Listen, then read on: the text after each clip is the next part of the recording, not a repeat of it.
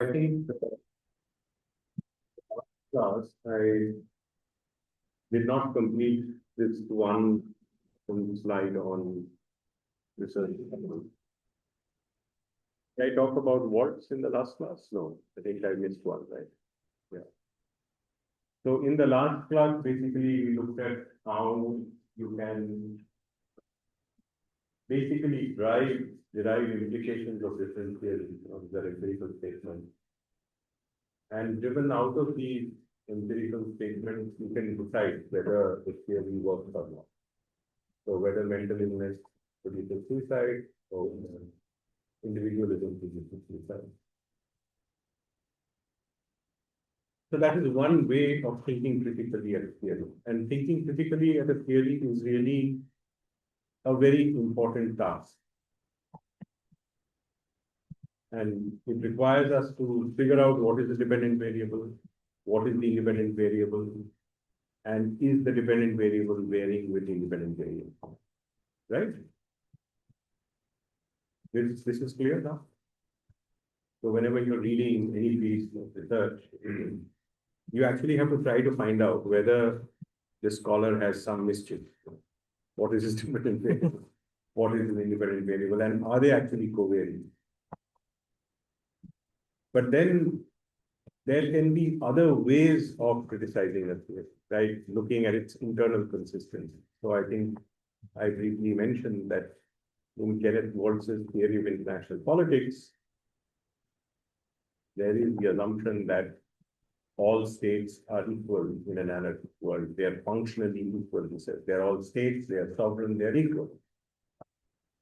And Helen Milner says that if all states are equal, then how can the distribution of power be so important for the framework?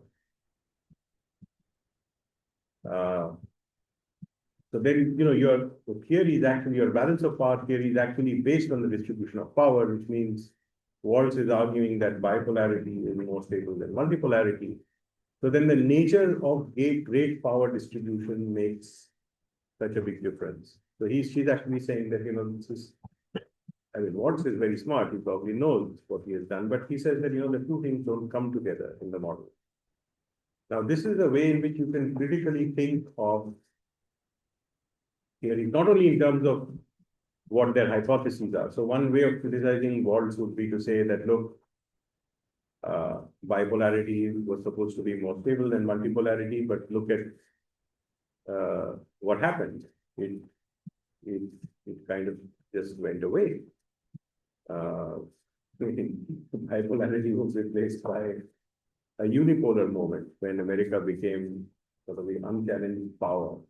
And then now we are again heading towards multipolarity. So if you read Theory of International Politics very closely, published in 1979, he's actually talking about the sustenance of bipolarity and why bipolarity is more sustainable than others. But then we found that it kind of went away. That's one way of criticizing Waltz. But John Ruggie is actually saying that there is something more fundamental in Waltz's theory, which is a problem. And there is a book called Neorealism and Its Critics, where all of these articles are published. The critique by John Ruggie, the critique by next semester I'll be teaching a class in international relations. The critique by Helen Milner, and these are among half a dozen of the most powerful critiques of Waltz. But Waltz himself acknowledges that the most powerful criticism of Ken Waltz's theory was the one that was delivered by John Ruggie. And John Ruggie's sort of criticism is of a different type. And you have to understand that one way of saying is that bipolarity should be stable. It was not stable, so there's a problem. Another way of saying is that the model doesn't have internal coherence. How can all states be sovereign and functionally equal, but the distribution of power is making the model work? But John Ruggie actually says something which even Waltz thinks is even more fundamental. And Waltz must have been, I'm not sure, Waltz may actually have been the PhD supervisor of John Ruggie, because ethnographic story is that Kenneth Waltz got his PhD from Columbia University and spent his lifetime teaching at UC Berkeley. And John Ruggie went to UC Berkeley and spent most of his life teaching at Columbia University. So there was the cross-pollination of talent from these two universities. So Waltz was John Ruggie's teacher. And he acknowledges that this is the most powerful critique of. So what was his critique? His critique was that this assumption of sovereignty is a problematic assumption because Waltz has the theory of international politics where he says that all states are sovereign and they are functionally equal. This is an assumption. And that his theory only works when you hold this assumption to be true. But then he says that Waltz cannot tell us about how the transition occurred from a medieval system a medieval system where there were no actually sovereign states to this modern system of sovereign states. Waltz argues, as you will find if you read the work of Henrik Freud, which I will teach the next class, or even if you read the book by Charles Tilly, Coercion, Capital, and the Rise of the Modern European States, that these nation states in Europe were not there in the 14th and the 15th century. There are different arguments about how they came into being, but almost nobody argues that nation state formation was something that happened. So there were multiple levels of authority over a political jurisdiction, such as the noble, the king, the church, and there were feudal lords, and these different multiple levels of authority actually taxed people. So the church may have a tax, different dukes and the kings might have different taxes on the same person. So there was no understanding of a citizen like you have today. I am a resident of Germany. I have to pay taxes in Germany. And I only pay taxes to one finance arm in Germany, right? I don't have the Pope saying that, look, you go to the church. Even Christians who pay taxes, they don't pay to the Vatican. They will pay a church tax to the German state, right? So I don't have a Pope saying that, look, you are a Christian and a Catholic, and therefore you have to pay this tax. The elector of Mainz or Baden-Württemberg or saying that, look, I am sort of the elector of Heidelberg, and now you have to pay me a tax.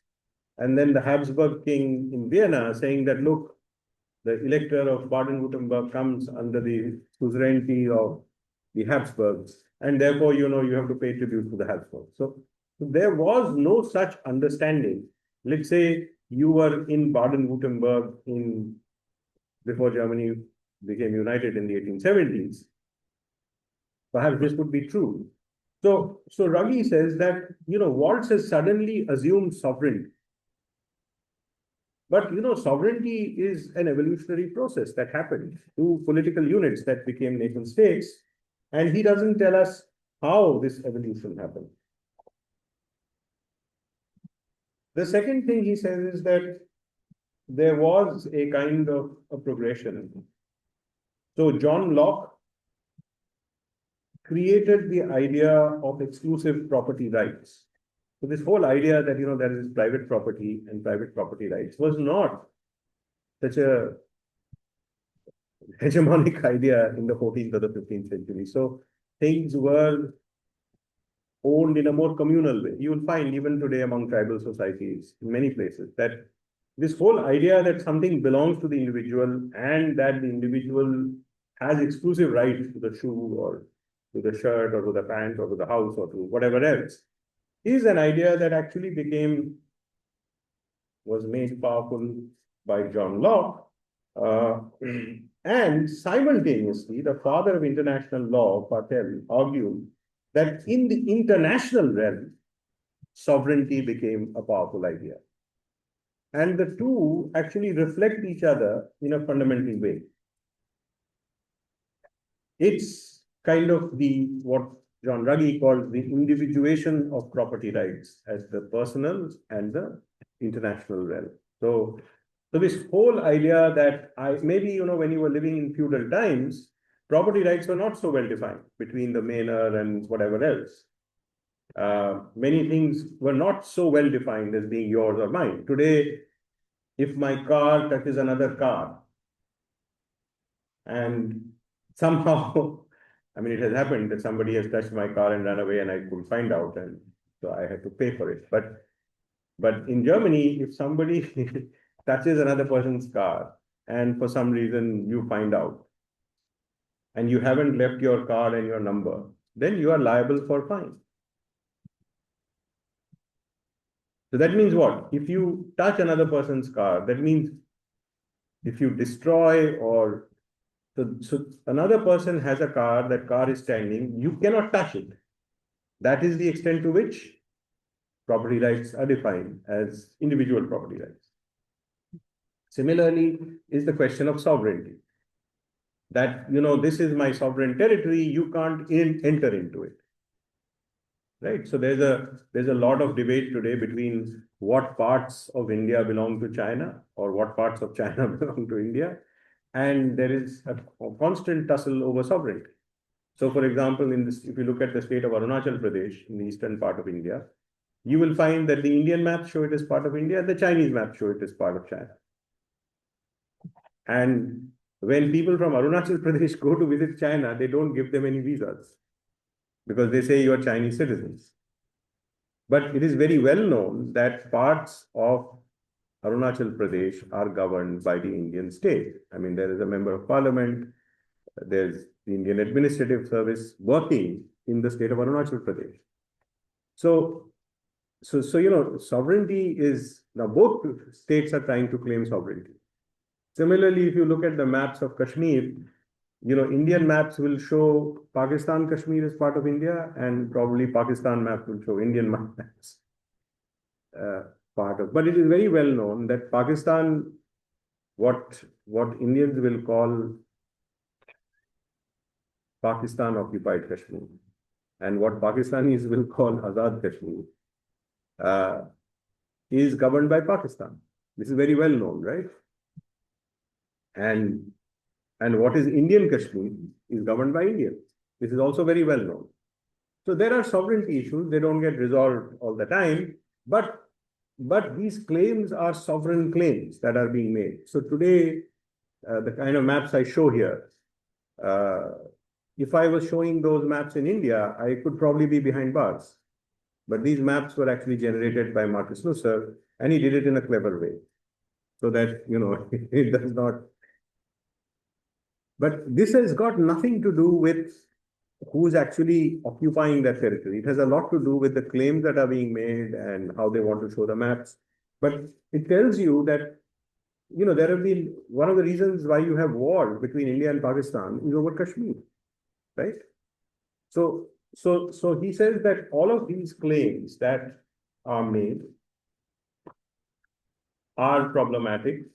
So sovereignty is not a given thing. It came about as a result of a certain evolution that happens in philosophy and in ideas, where private property was deemed to be private, where sovereignty was deemed to be a realm, and it, how can Waltz explain all of these things? So also Waltz cannot explain what I have described in his work, the movement from what he calls laissez-faire global economic order to an embedded liberal order. So if you read John Ruggie's famous piece on embedded liberalism, he says that one of the problems with hegemonic stability theory or with balance of power theory, he's only taking on hegemonic stability theory because that was more popular in American political science, in the political economy realm. Balance of power was more popular in the security realm. And hegemonic stability theory said that if you want to understand global power, you have to just understand which is the predominant power, which is called the hegemon. And whether it is Holland or whether it is Britain or whether it is the United States, ultimately they do the same thing. They create a global order where you have rules and you have sort of military protection for free trade. So free trade, so hegemony actually produces free trade was the major proposition. And Ruggie, while he's arguing that sovereign states evolved as a result of ideas that became more popular over time, he's also saying that the transition from, let's say, British hegemony to American hegemony was also an evolution in ideas. That if this transition has more to do with how the Americans, in consultation with the Brits, Harry Dexter White, who was the American negotiator, and John Maynard Keynes, representing Europe, conceived of global order rather than hegemonic stability. So he says that the British period of hegemony was far more laissez-faire. It was far more driven by free trade groups. But the post-Bretton Woods consensus was liberalism, but it was embedded. You could actually become a part of the liberal trading system, but you didn't have to adjust to free market rules in the same way as you had to in the laissez-faire system that the British had created. And this was because of the lessons of the Great Depression, where these negotiators understood that automatic adjustments following the market have disastrous consequences. And John Maynard Keynes, as you know, had already proposed a very powerful theory which may have saved the liberal world, where he argued that market interventions are very important because there are market imperfections. So he was the chief negotiator for Europe, and Harry Dexter White, who was the American negotiator, was also a kind of a progressive economist. He actually wanted to go to Moscow and spend some time to look at planning. Remember, in the 1940s, Soviet Union is a very, was considered to be a very, very interesting country, which has grown very rapidly, which has modernized. And even Americans like Harry Dexter White want to look at the Soviet Union. So they are not people who believe in market economics, who founded that embedded liberal order. So basically, Ruggie is saying that how did state formation take place? How did embedded liberalism happen? So he says something that Durkheim calls the dynamic density of transactions is probably where one has to look at. This is where the work of North and Thomas can point towards how sustained economic growth in the West was premised by an organization of property rights in the context of declining revenues from land, population pressure, and the widening of markets. Rulers instituted these systems, as we will discover. Henrik Sprout has a very important book on the rise on state formation in Europe, where he actually shows what Ruggie calls the dynamic density of transactions. Sprout actually shows that perhaps French state formation happened because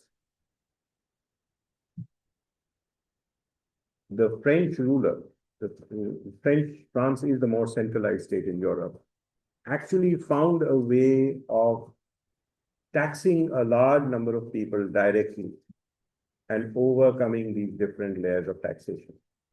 And the way he did that was, the ruler in France, the Capetian kings, did that was by creating what he called these new townships.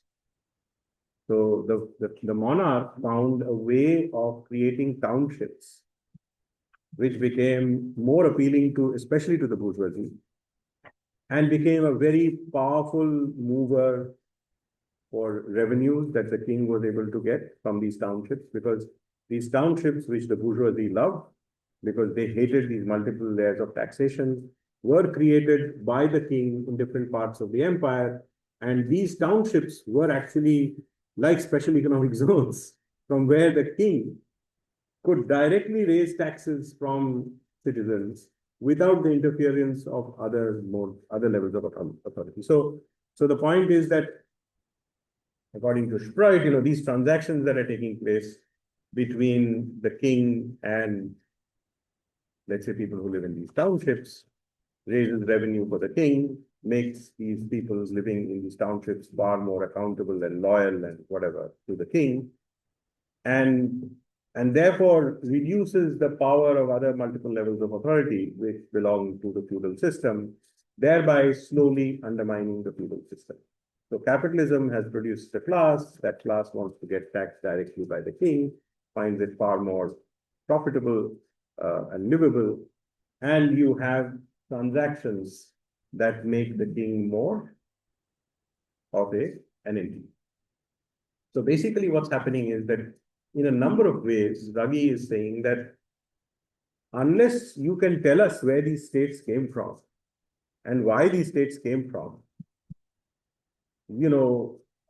how can you assume that you have an assumption of sovereignty? Because you can say that today the states are sovereign, but you can't tell us where sovereignty came from, and perhaps you can't tell us where it will go. So basically, he's saying that Waltz can tell us about things like balance of power, about whether multipolarity is better than bipolarity and things like that, but he can't tell us how structural change takes place. And structural change actually takes place in a reductionist way, what Waltz would call reductionist, from processes that take place within domestic structures, within the state, within the domestic realm. Because Waltz has created what he calls the theory of international politics, for which international, the structural imperative of balance of power in an anarchic world does a lot of work. And Ragi is taking him head on, saying that, wait a minute, how are you talking about balance of power before talking about how states came into being? Something more fundamental happened to the world. There were no states and there were states. Can you explain that? And then, obviously, Waltz thinks that, he has found in his student a very powerful question that, his model probably cannot answer. So I just wanted to give you a number of ways in which you can think critically about. Yeah, any questions? Please explain the individuation of property rights regarding the state-centric and the international law. Yeah, so basically around the same time when John Locke is talking about property rights, like you have a sweater and you have a spectacle and you don't want that somebody else to be wearing that sweater. Of course, you can give that sweater to somebody else, but only if you want to give it, right? But you don't want people taking your things and moving around. So that is an individuation that has happened in the domestic realm. Around the same time, he's saying, Vattel, who is considered to be the father of international relations, is talking about sovereignty. So this whole idea that jurisdictions belong to a sovereign in an exclusive way is a new idea. It's not an old idea. So, maybe borders were conceived of differently. I mean, in South Asia, for example, maybe borders were conceived of differently. Maybe in the Mahabharata, you will find parts where Gandhar is in Persia, right? So the way in which Persians thought about their borders may not coincide, or let's say, who are the Persians, who are the Hindus? We don't know these things, right? So maybe the way in which property rights were defined. So, the Pope might say that, look, this is my jurisdiction in France, or this is my jurisdiction. So property rights were not defined. In fact, one of the things that happened in France was that they took on the Roman Catholic Church. The king fought significant wars with the Pope and beat the hell out of the Vatican power and then consolidated monarchy. So this whole idea that you are sovereign over a territory over which other sovereigns do not exist is a new idea. Now, Charles Tilley will say that war making produced it. Heinrich Freud will say that townships produced it. And the way in which the Carpathian kings dealt with the dukes. There is, but the whole idea is, but Ragi is saying that this is exactly what Locke was saying for individual property rights, and Vattel was saying for international law. So he's saying that he's actually pushing you to think that ideas matter. I don't think he's saying anything conclusive, but I think, I mean, when he's talking about the dynamic density of transactions, and if you're looking at how the king is, that looks more like a materially based argument, right? That the king is producing these towns, and these towns actually favor the bourgeoisie. That has to do with the development of capitalism. That has to do with technical and economic factors. But if you are giving more stress to ideas, that that people are actually making those ideas, saying those things. So he's basically, I'm not so sure whether, but he's also actually saying that ideas constitute a realm, and that philosophers are thinking like that. So the whole idea is, but the basic point he's trying to make is that you can't just say that I can explain structural change in international relations, because balances of power come from anarchy, and anarchy is produced among sovereigns. Because you can't explain how these sovereigns came into being in the first place. It's not like the world didn't exist before sovereignty. And how can we be sure then that there won't be other such fundamental structural changes? I mean, we're living in a world of sovereignty. But it's a kind of a fundamental. Does that answer your question? Okay. So now let us just very quickly get into the question of method. I mean, we were still very, very engaged with, how do you critically look at different ways of making theoretical arguments, right? After having looked at what are theories. So one is the experimental method, and the case study method should be contrasted with the experimental method, because often in the social realm, you may be able to perform experiments, but it is difficult to perform those kinds of experiments. Like you cannot make those laboratories where you do these kinds of experiments. So for example, this kind of Newtonian classical identity, that distance is equal to 0.5 into gravitation constant into time square, is an identity that works under a lot of circumstances, right? You can experiment it. You can throw a pen and it'll work. You can throw a ball and it'll work. You'll find from the amount of time it takes to fall, the distance that it has traversed, or you can find from the distance that it has traversed how much time it will take, right? It's clear. This is simple identity, right? All of us have this much math competence.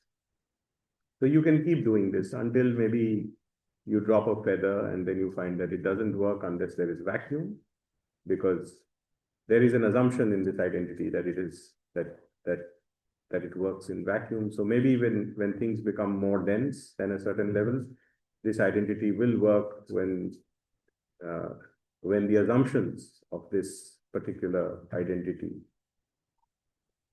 So the question is, you can conduct experiments.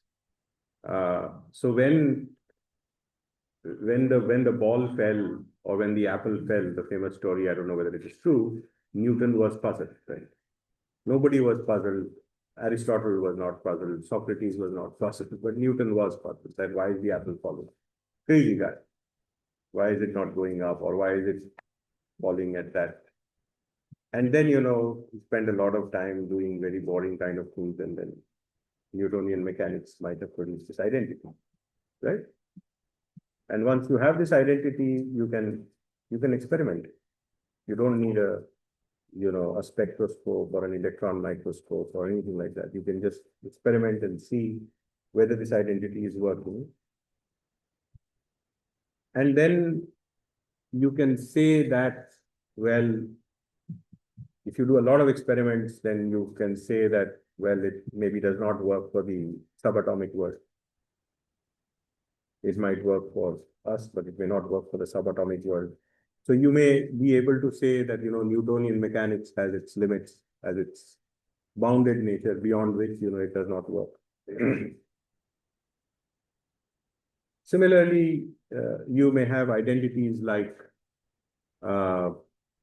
democracies do not fight wars with each other. Again, it's a theory we'll discuss in the next class, next semester. Now Michael Doyle, who used this idea that democracies don't fight wars with each other, actually ran regressions on a lot of democracies. And he says that democracies do not fight wars with each other, right? But he said, I'm not saying that democracies do not fight wars. So he used some Kantian ideas about democracy and why citizens in a democracy will be less prone to war making, and then gave a causal argument about the relationship between democracy and wars, and then ran regressions, like you can test you and apple fall. So this is one way of doing things, and clearly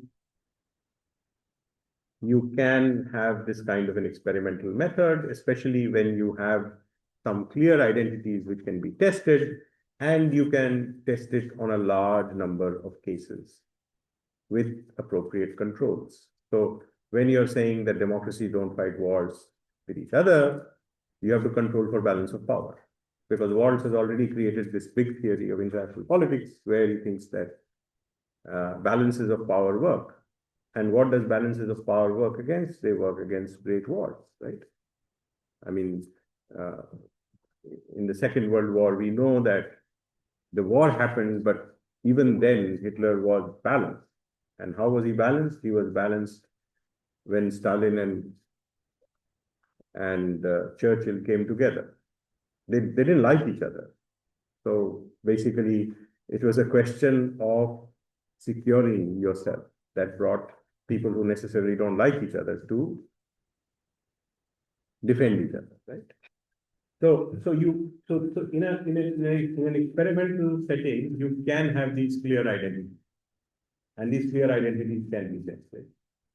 Often in the social sciences, we don't have such a good understanding of identities or relationships in many realms. I'm not just saying in social sciences, even in the physical sciences, we don't.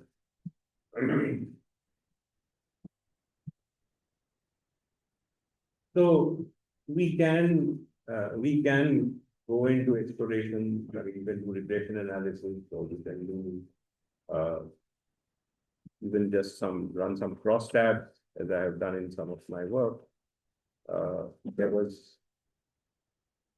And that's not a method that we are going to talk a lot about in this class or that I teach. I mean, for that kind of method, maybe there are other departments where. But the method in general is quite straightforward. Either you control and vary your independent variable to see what is the dependent variable, or you choose a sample where you find that your sample is randomly. Now, you can't, you may not be able to find the perfectly random sample, but one way of thinking about it, and this is something that I use for 39, 40 or 50 interviews. So there was this whole question of free electricity to farmers. And I've reported this in my book in the chapter on power sector reforms, globalization and deregulation. So there was this conventional wisdom that free electricity helps large farmers, and therefore it's a regressive tax because large farmers benefit from free electricity because they are the people who run pumps, and I wanted to test it. You talk to people in Hyderabad. I was studying Andhra Pradesh, which was at that time considered to be a very progressive, rapidly growing state, and I was writing a book on globalization and deregulation. So then I went to a place called Siddinki, a village called Siddinki in Warangal district, which is a dry area. And I interviewed people in canal and non-canal irrigated parts of Siddinki. Because, if you have canal water, then that can make a difference to your outcome, right? You have canal water, you don't need pumps. So maybe people will not need free electricity. So in order to control for that, I went to canal irrigated, non-canal irrigated. I looked at different age groups, I looked at different gender, varied the population. And then I wanted to look at, I'm not saying this here, but I looked at people who had different levels of land holding, and I had looked at people who belong to different castes. So there was the backward caste group, there was the upper caste group, and there was the scheduled caste. And I found that there are two paradigms of electricity in Andhra Pradesh. At that time, Y.S. Rajshekar Reddy was giving free electricity. But the quality of service delivery was poor. And the former Chief Minister, Chandrababu Naidu, was actually charging for electricity. But it was not a very high charge. It was a reasonable charge, but he was charging, and the quality of service delivery was better. So what did I find? I found that 67% of the backward caste in my sample preferred Reddy to Naidu. Reddy means free electricity, Naidu means electricity that was charged. Upper caste groups, 83% of them said that they desired, they preferred free electricity. And among the scheduled caste group, 34%. I also have data for, I mean, it's not like poor people, nobody among the poor, you would assume that scheduled castes are actually the poorest. The backward castes have kind of some very poor, some not so poor, but the scheduled castes are actually the poorest, unambiguously, and the upper castes are quite rich. So in this sample, it seemed that relatively richer people actually prefer free electricity. So I'm just saying that you could, when you're doing case studies, you're not going to do 50 cases. You're not going to do 100 cases. You're not going to do 10,000 cases. But you can go to a population, you can ask questions. The population can be countries, the population can be people, the population can be companies, the population can be civil society organizations. Who your units are depends on you. But when you are doing, let's say, comparative case study work, then it's somewhat different. And this is how it is different. So I think John Gering has a good definition of a case. He says, intensive study of a single unit for the purpose of understanding a larger class of units. This is one case, right? So your unit can be a country. Your unit can be a subnational state. Your unit can be a company. Your unit can be civil society organization. Your unit can be anything. But when you study a single case, you study it for understanding a larger number of cases, right? So we are revising a paper on how the civil society organizations in India are being attacked, right?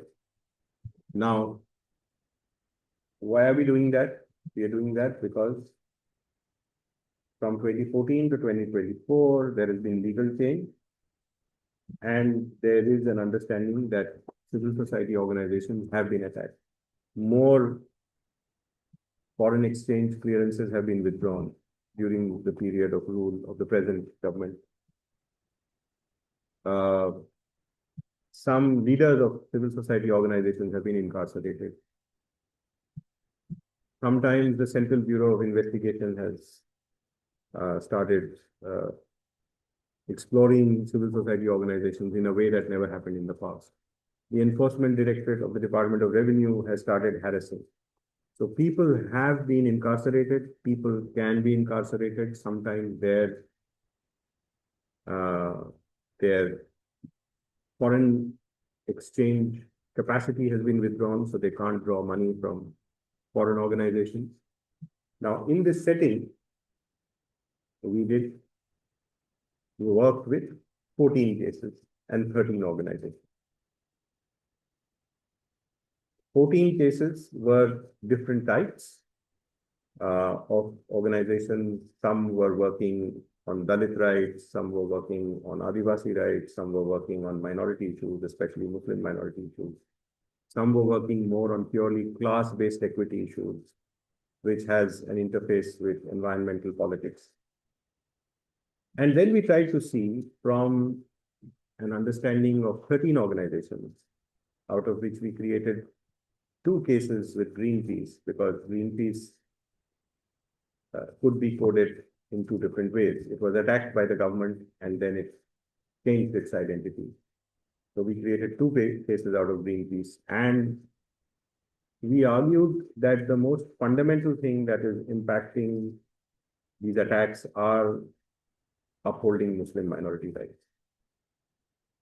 And almost a similar thing is if environmental / economic rights are violated, especially if it is benefiting a crony capitalist close to the prime minister.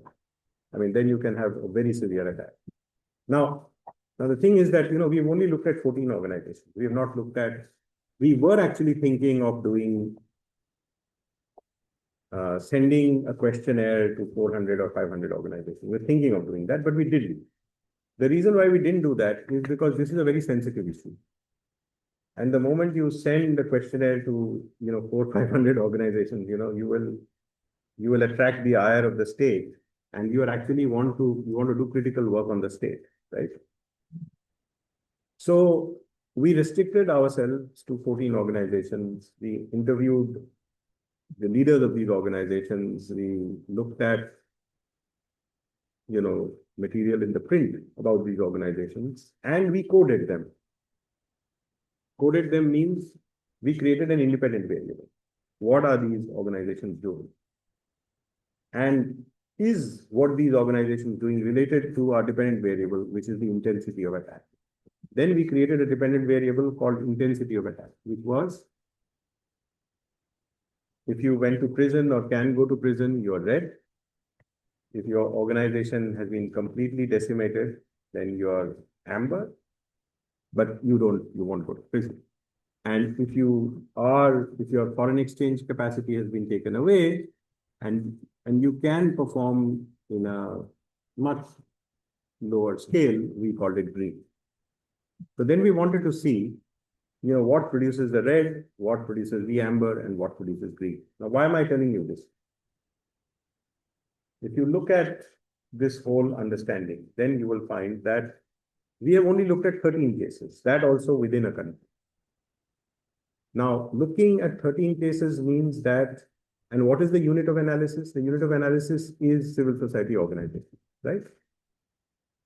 And we are getting into a much larger question of what is it that leads to attacks on civil society organizations. So we are actually connecting our 13 cases to a much larger number of cases, right?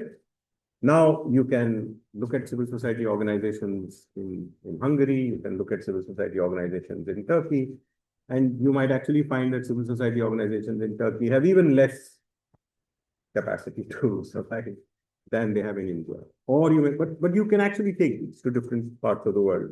You can take it to civil society organizations in Nepal, you can take it to Bangladesh. But doing these, 13 is a big number for case studies. And obviously, therefore, it is not, I don't know so much about the 13 cases compared to, let's say, the 2 or the 4 cases that I studied for my book, where I compared 2 financial crises in 1966 and 1991 and made an argument about a theory for economic change in a post-colonial kind of setting where. So one of the things that you have to understand is that the case is on a unit and it is studying an issue on which you can connect with larger number of units, right? So if I was, let's say, studying my comparison of 1991 and 1966 has to do with what happens. Do countries globalize just because of pressure from IMF and World Bank, or do domestic ideas matter? And by comparing these 2 cases, I argued that domestic ideas matter because the level of pressure and the level of vulnerability in the 2 balance of crisis periods were very similar. But India actually went in a closed economy, uh, sort of highly controlled closed economy direction after 1966. But after 1991, after having experimented with a lot of deregulation in the 1980s, it took advantage of the crisis to open up the economy. And in that setting, I argue that opening up has got much more to do with how ideas about globalization evolved within the country. And, and I use a tipping point model to say that, the time had come for, and the crisis kind of helped to produce that change. So the thing is that this kind of enters into a large literature on, I mean, if you look at Western scholarship, you'll find a lot of literature on diffusion of ideas from Washington. And I argued that diffusion of ideas from Washington under balance of payments crisis conditions was less important than the way in which ideas about deregulation had evolved in India. So India did not follow a Chinese path, it did not follow a Pakistan path, it did not follow an Argentinian path. It was a very different path. And if you have to understand that path, you have to look at how those ideas evolved within the country. So again, we took a case and we took a major issue, and our dependent variable obviously is how do you make the transition from globalized, from let's say a closed economy model to a more open economy model.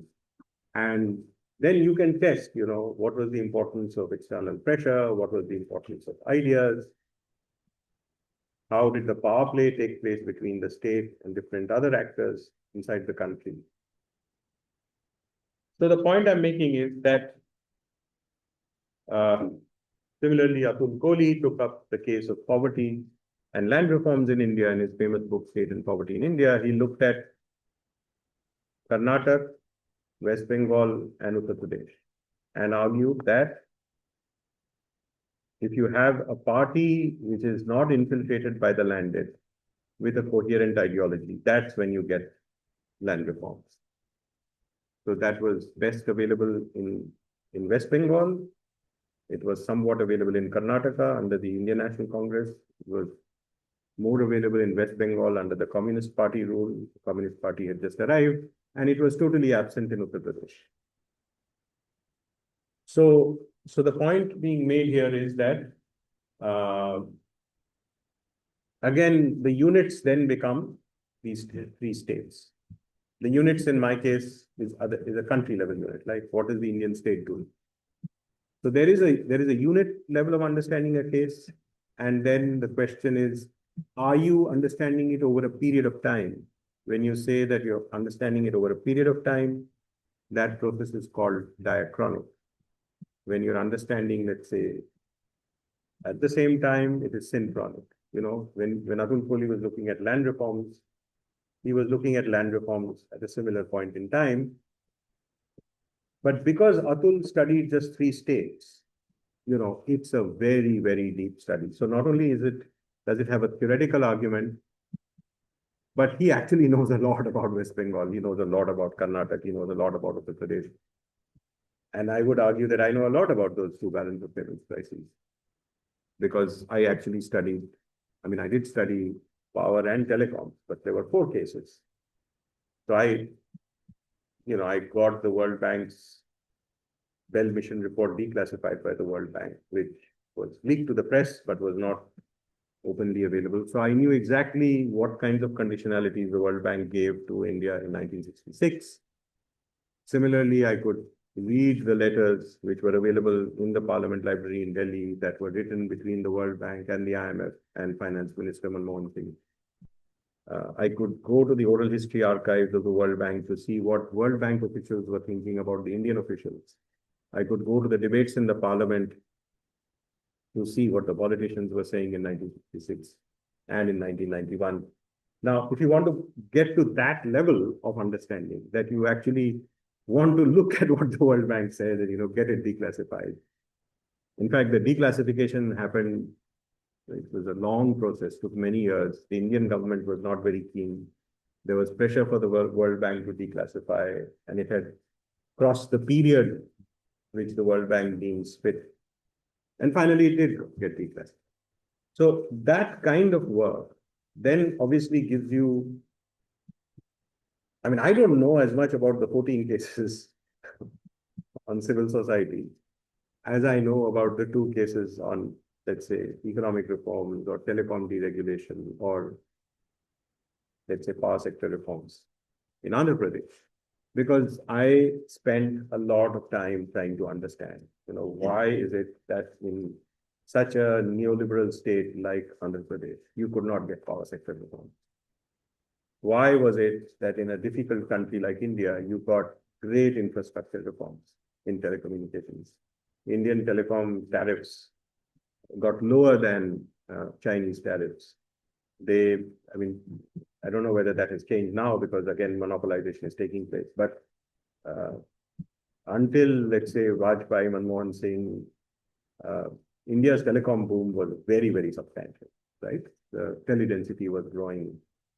So the question is why, right? Now, in answering that question, why, I got into a lot of understanding of the trajectory, the different auctions that were done, all kinds of politics that was played, how many times, the public sector wanted to kill competition, how many times the private sector monopolists wanted to kill competition, to what extent did they succeed, to what extent, how could they be regulated? So that's a lot of work. To the extent that when my book was getting published, a former Commerce Secretary and chair of the Telecom Regulatory Authority of India was congratulating me, saying that, this kind of work needs to be done, nobody does it. So that's the level of detail you get to when you do really case study work. But you do it on a few cases. And sometimes you do it on a few cases because only a few cases are available. Like you want to study world wars, you can't study 3 world wars. Sometimes you take a few cases because you want to have richness of casework along with the rigor of casework. Because when you study 1,000 wars or when you study, 10,000 democracies, you couldn't be knowing anything about it. I mean, there was this lecture that Professor Rudra Sil delivered, right? Some of you may have come for the colloquium lecture, where he said that, look, I mean, people in American political science, they've become methodologists. They don't know anything about their cases. And that's what gets you a job. So you may know nothing about India, but you might say that, look, I am a political economist or any country for that matter.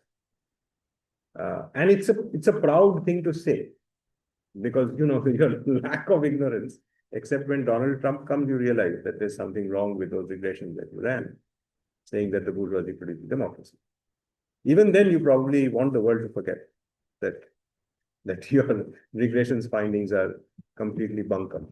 But if you did strong casework, then you would actually, even if you didn't do it before Trump arrived, you would find out, how is it that this kind of ethno-nationalism has succeeded?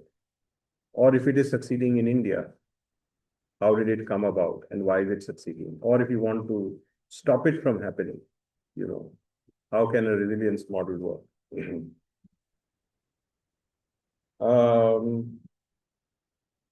Now, case studies are good for,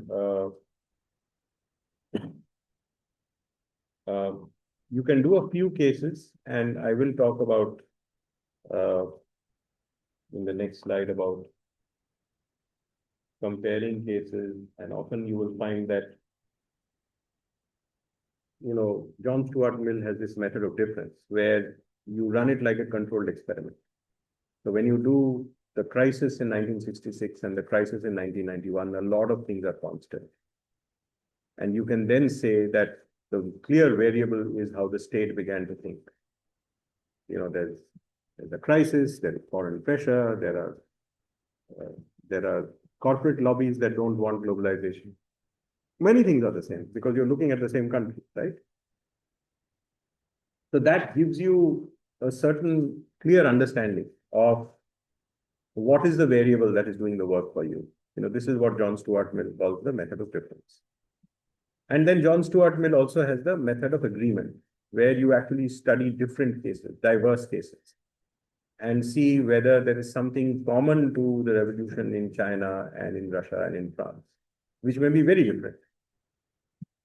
And there, maybe you find that when central authority declines and the social forces become very powerful, then it can be challenged. So when you, let's say,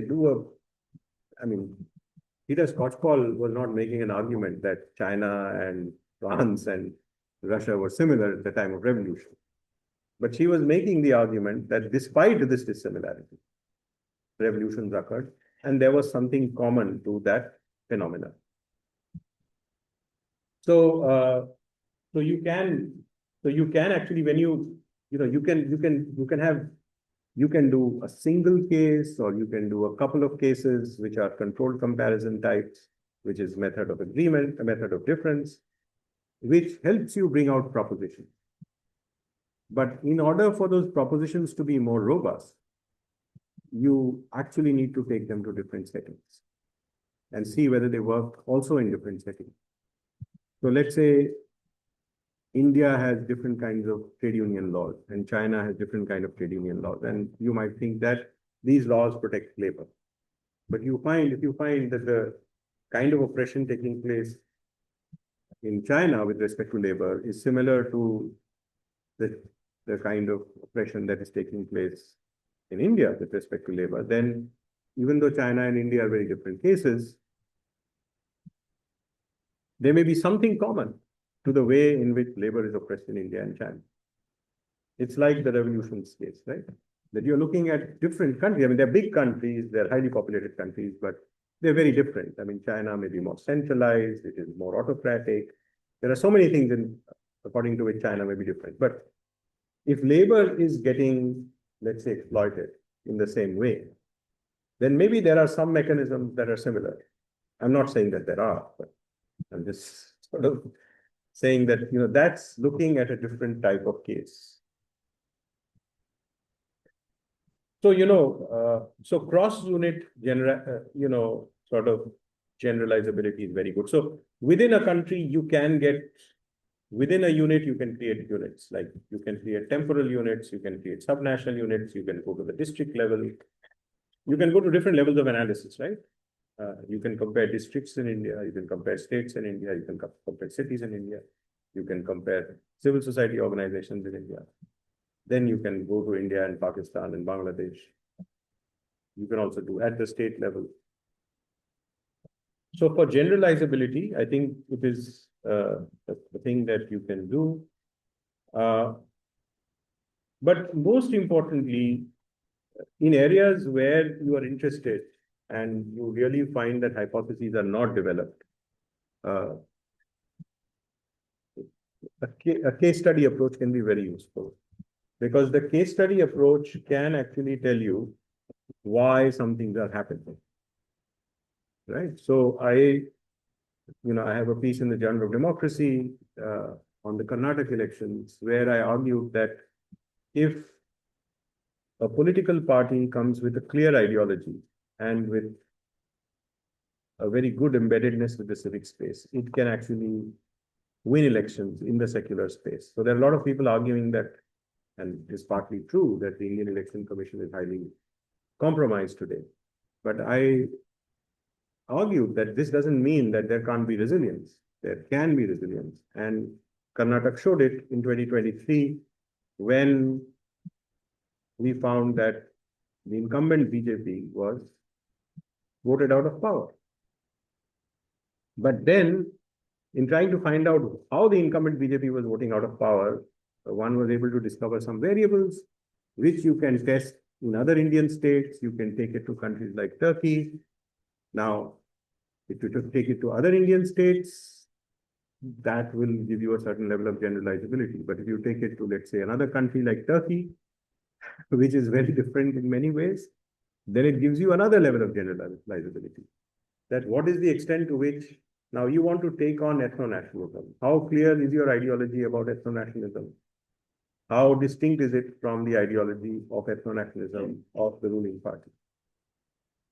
How well have you managed your factions? Does faction management also connect with the ideology that you have? And then how does your leadership connect with the civic space, which is not a part of the political party, which is also connected with the question of ideology, right? Now, if I was somebody running regression, I wouldn't have got all these ideas. I just went to study one state. I had a clear question and I wanted to find clear answers. And then I'm not saying that I've answered, but I studied only one case. That's not great for generalizability. But I studied one case and I was able to get it published. Then I have reason to take it to more cases within the country, take it to more cases. Then maybe Turkey can find its way of dealing with Sunni nationalism, because there are Alawis and there are Kurdish minorities. There aren't any Hindus or Christians, but they also have a diverse setup where some people are being, and of the opposition space has not completely died. You might have heard that Mayor Imamoglu, who was the biggest challenger of the current Erdogan, was put behind bars. So obviously, the political opposition in a country which is very autocratic has not completely died. So can that political opposition rise in order to save democratic politics? So this is how you can take your case study design to different units within the country, over time, across countries. But when you're doing case studies, each case that you study, you actually have to know a lot. It's not like running regression. I mean, you can do the work either individually when you're a master's student and do with few cases, or you collaborate with a number of scholars who can come to the same methodological understanding and carry out intensive case studies. And this really works when you don't have clear hypotheses. So I entered into this question of democratic resilience. I read the literature, I found it very stupid. So I said, let's go and see what happens. And then I said, I'm not going to look at 20 Indian states. I will not learn anything. And I'm not going to look at those regressions. I will look at those regressions. But I can tell you that I got no ideas, good ideas from those regressions. Whatever ideas I got was by talking to people inside the state in order to causally find out how this may have occurred. So that is one. The other important thing that case study does, I'm not trying to argue that case studies cannot, nothing can really confirm.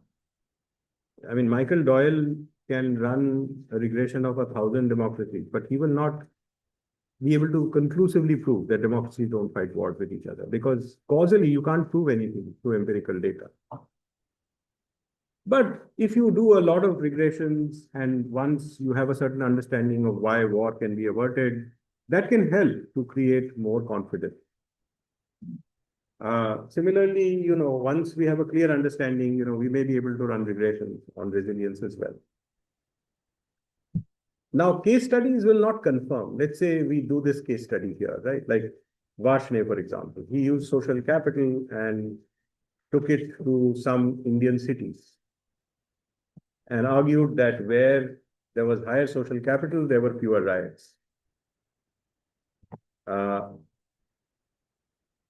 Robert Putnam at Harvard had taken social capital to development, and he had argued that northern Italy has higher social capital and is economically more developed. Southern Italy has lower social capital, is less developed.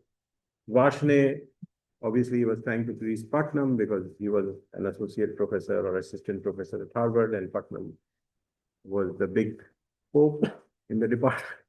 So he took the social capital theory to the Indian cities, and he won a prize for that book, but he didn't get tenured at Harvard or Columbia. He's now very famous professor at Brown.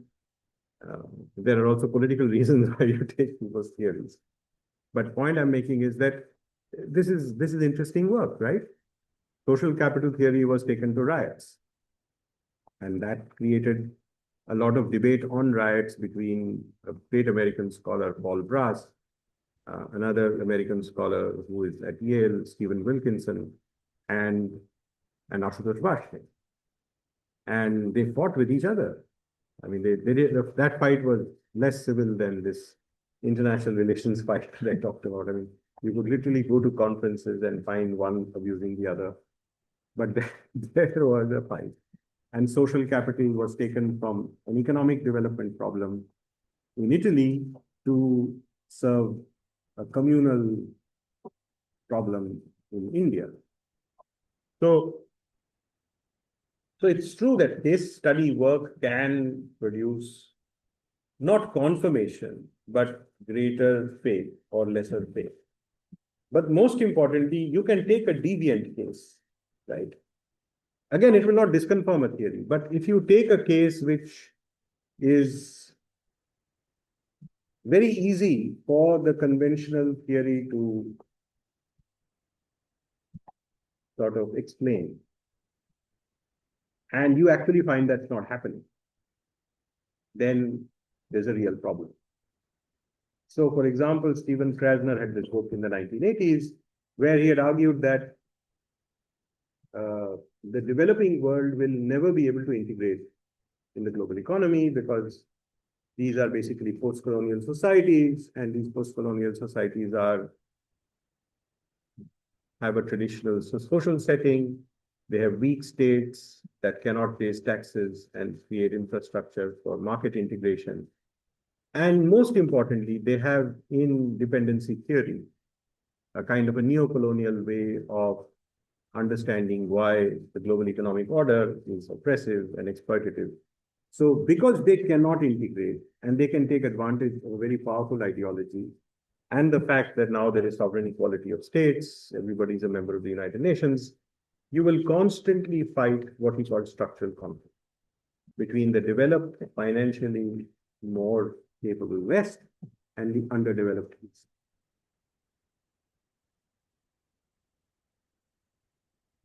What do you think happened?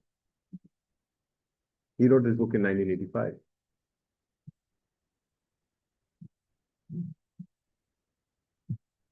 Yes.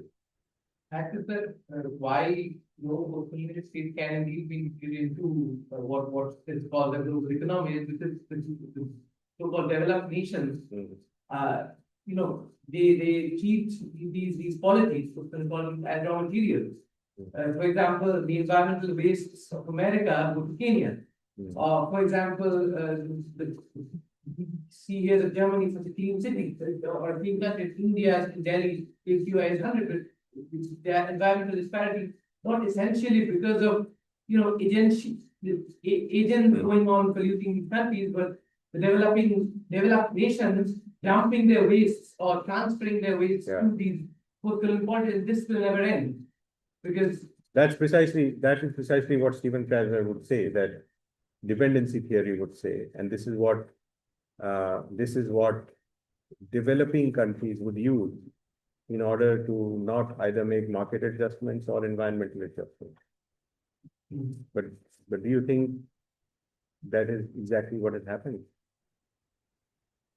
I mean, they would say that dependency theory would say that colonial exploitation continues as it used to be, and because it continues as it used to be, we should not integrate in the global economy. And you can take that argument to the environmental area, and this is what developing countries had been saying for a long time, except now that Donald Trump is also saying it. we won't adjust because the developed countries of the world have despoiled our environments, and therefore they should give us all the money to adjust. This was the typical climate negotiations.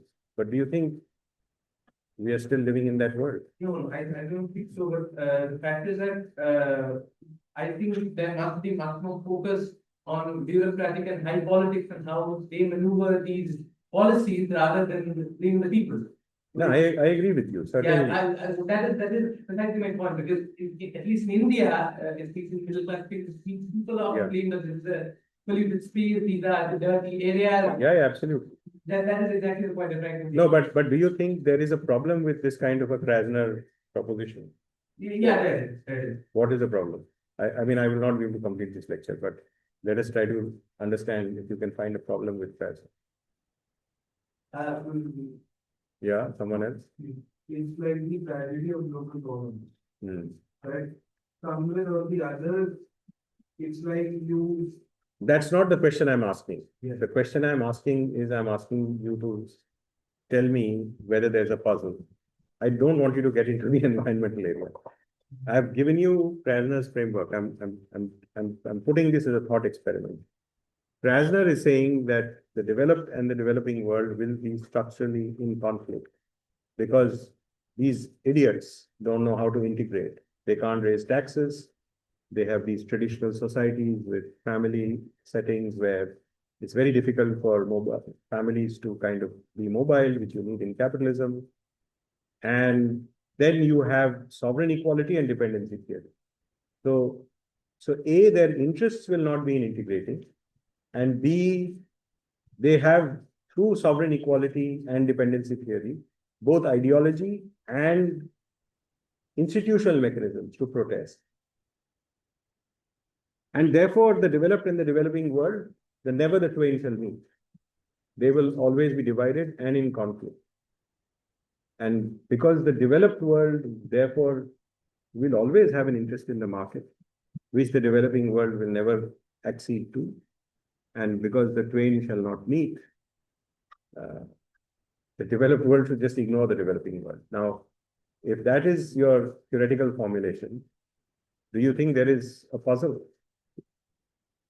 Forget about environment and other things. Yes. For the developed world to be developed, there must be a harmony of interest between the developed and the developed world. Okay. Understand? Yes, certainly.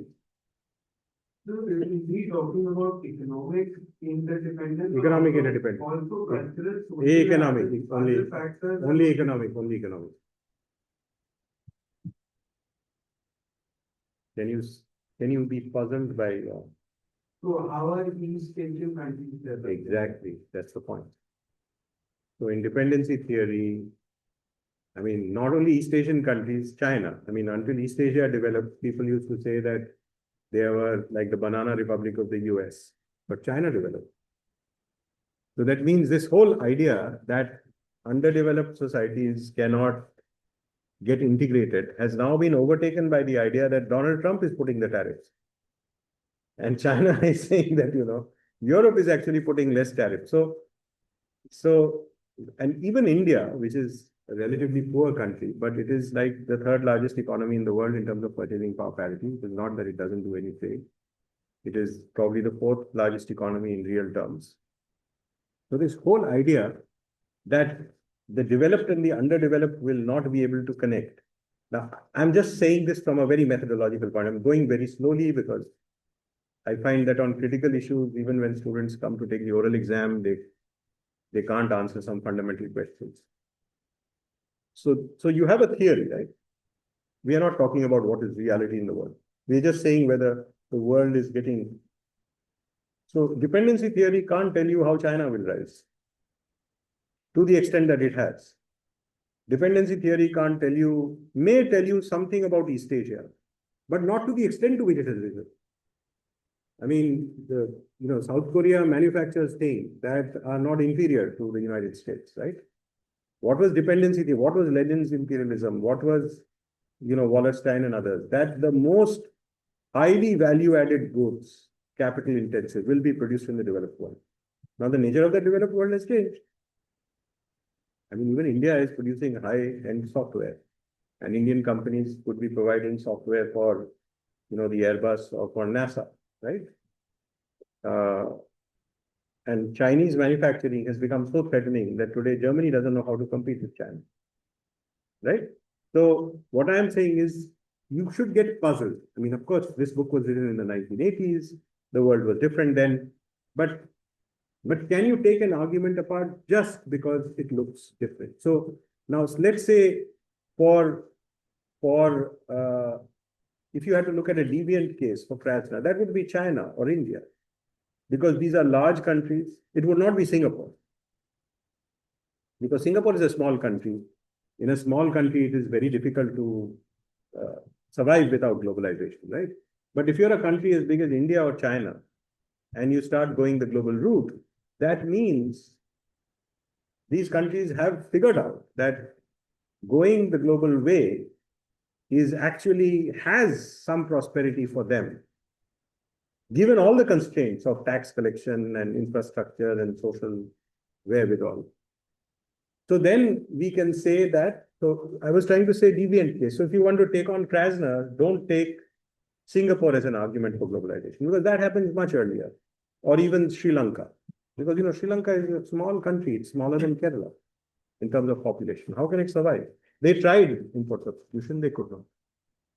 But when countries like India and China, these are like deviant cases. These are cases that should be very easy for Krasner to show. Post-colonial, traditional societies, very poor, have been exploited by colonial powers, and yet they embrace globalization. So I'm not very unhappy that we are moving a little slowly, because I have actually covered a lot, but there are a couple of slides that we will because I think it's important to go slow on these things. So I have finished arguing about puzzlement, and I have sort of introduced you to cases, just about introduced you to cases and comparisons. But in the next lecture, we will look at more about how you actually do cases in order to design your research. All right, and then we'll move on to the next. So just because you brought up that Naidu rating model, Yeah. I'm curious that don't we have those sample size problems when we go for doing this sort of thing? Yeah, certainly. And like I was reading that there are other confounding variables that also come into picture. Yes. Like for example, when we are making political issues or cards like this economic ties, there are many confounding variables that come into picture. So don't that take us to a buzzard problem? Actually, the reason why I went to do that kind of a survey was because it's a very small part of my argument. It was because when I was writing a paper for the World Bank, and I had interviewed a lot of people in Hyderabad, they had suggested that free electricity only helps rich farmers. So the World Bank's view was that, these kinds of subsidies should be removed. Then I had a meeting with the Chief Minister of the state, Y.S. Rajshekhar Reddy, at that time, who later on, as you know, became a legend and almost unbeatable. And when I had this meeting, he was very angry with me. He said, you guys come with degrees from America and, write papers for the World Bank, and you don't know what's happening on the ground. Free electricity is actually helping poorer people. And then when I was writing my book chapter, I thought that I should do it. And actually, I don't report it here, but I actually found that Reddy was right. That a lot of poor families had illegal connections which took them to pump sets. And it was not just, of course, the rich were benefiting from free electricity, but it was at all not true. This is a very elite kind of Hyderabad-centric view, even held by farmers' organizations. And that was actually the reason why I went. And it was not really, it was rather to discover whether free electricity was just a rich man's thing. It was not, because I was more interested at that time with globalization and deregulation, and not able to understand why certain measures that are required for economic adjustment were not being taken, even in a corporate-friendly state like Andhra Pradesh. But yes, I don't want to get into those things because that's a big area. I'm not saying that you should not do regressions or you should not do sophisticated regression. I'm not saying that. The only case that I'm making over here is for why case studies are important. And what we find in the world today is, whether it is India or whether it is in the United States, maybe in American political science, case studies were more important in the 60s and the 70s and the 80s. Today, they are not doing these case studies. Even in the 90s. Today, everything has been methodologically driven by just quantitative work. But there are so many things that quantitative work cannot do. That does not mean that you should not do quantitative work. And of course, when you're doing quantitative work, you should be very well aware, but that's a totally different class.